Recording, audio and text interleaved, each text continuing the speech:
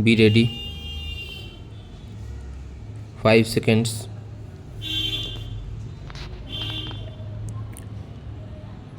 Start. The benefit of pension is a condition of service.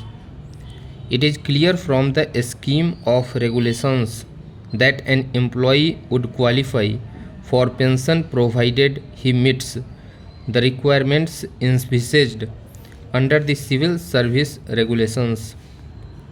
It is well settled that the conditions of recruitment cannot be relaxed and recruitment restored to dehorse the statutory rules is a nullity.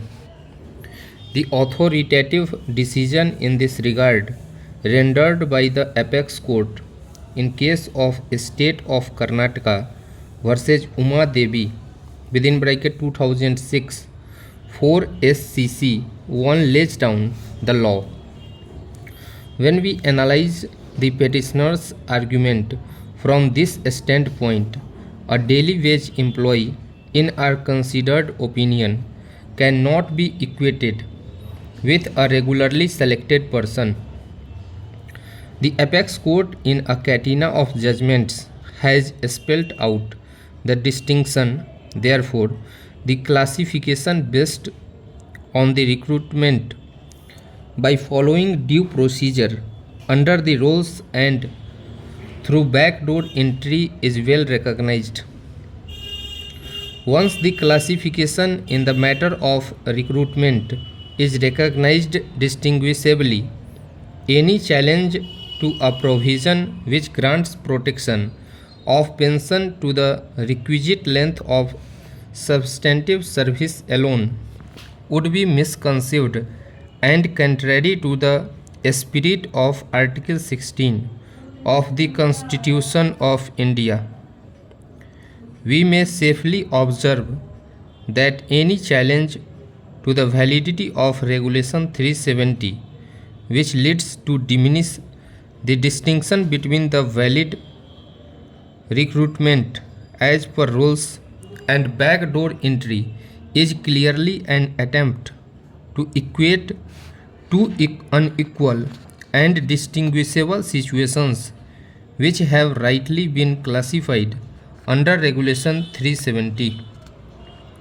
For achieving the goal of Article 16 of the Constitution of India, it is essential to draw such a distinction, and the same would not impinge upon any fundamental right available to the petitioner under Article 14 of the Constitution of India.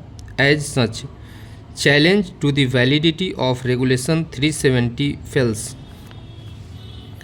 The petitioner in the instant case has not offered any justification as to how a daily wage employee can be equated with the employees who are recruited in service by following the stringent process of recruitment. The services rendered by a regular employee, for that matter, can neither be equalized in terms of financial implications nor treated at par with the services of a daily wage employee unless the rules so permit. Now, coming to the judgment placed reliance upon by the petitioner, suffice it to say that the case of the petitioner is governed under a different set of rules. The petitioner has also not laid any foundation for establishing equivalence of his daily wage services to be at par with the services of a regularly recruited confirmed employee. Even the right to hold the post prior to the date of his regularization in a substantive capacity is not established or construed in the light of any statutory rule, and it is also not made out as to how payment made to the petitioner out of contingencies may be treated as regular salary. This writ petition has come to be filed after about 2 years from the date of petitioner's retirement, and that too under the garb of challenging the validity of Regulation 370, which is clearly an afterthought. Stop.